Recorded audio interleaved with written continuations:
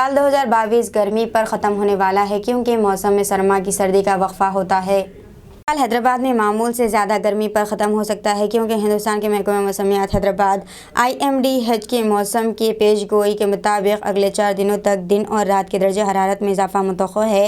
दिन का औसत ज़्यादा से ज़्यादा दर्जे हरारत 30 डिग्री सेल्सियस से तजावुज़ करने का इम्कान है, जबकि रात का दर्जे हरारत 18 ता 19 सेल्सियस के आसपास रहेगा।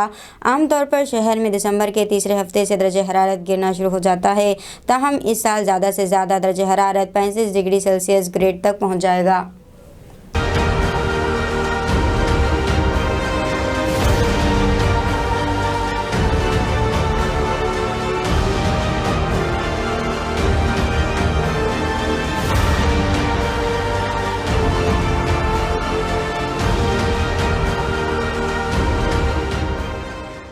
अस्सलामुअलैकुम, हेलो, हाय, आदाब एवरीवन। दोस्तों, मैं आपका दोस्त शहबाज खान। आप देख रहे हैं TNT न्यूज और देखते रहिए TNT न्यूज। Thank you.